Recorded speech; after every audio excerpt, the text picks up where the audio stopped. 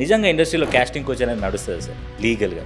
ఇప్పుడు మాతో పాటు కో ఆర్టిస్టులు చాలా మంది చేస్తుంటారు. లేడీస్ గత 25 ఏళ్లుగా చాలా మందిని చూసాను, చాలా మంది చేస్తుంటారు. మాకు డైరెక్ట్గా కానీ ఇండైరెక్ట్గా కానీ ఈ ప్రాబ్లం ఉంది ఇండస్ట్రీలో అనేది ఎవరు చెబితే డైరెక్ట్గా నేను వినలేదు ఇంతవరకు. అది ఎవరో ఎక్కడో యూట్యూబ్ ఛానల్లోనో ఎక్కడో ఇంటర్వ్యూలకు వచ్చి చెప్పటం.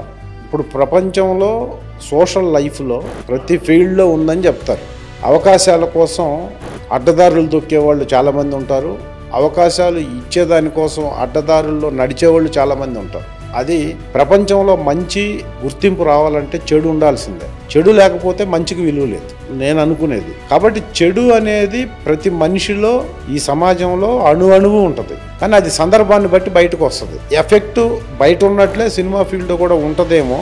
దాన్ని ఓవర్కమ్ చేసి అవకాశాల కోసం వెళ్ళేవాళ్ళు వాళ్ళ జాగ్రత్తల్లో వాళ్ళు ఉండి ఆ రూట్లో వెళ్లకుండా సిన్సియర్గా టైం సెన్స్తో డెడికేషన్తో పనిచేస్తే జెంట్స్ కంటే లేడీస్కి ఎక్కువ అవకాశం ఉంది ఈ ఫీల్డ్లో. ఎందుకంటే ఇది డబ్బు సంపాదించడం ఒక్కటే లక్ష్యం కాదు, పేరు సంపాదించాలని ఇండస్ట్రీకి వస్తారు చాలామంది.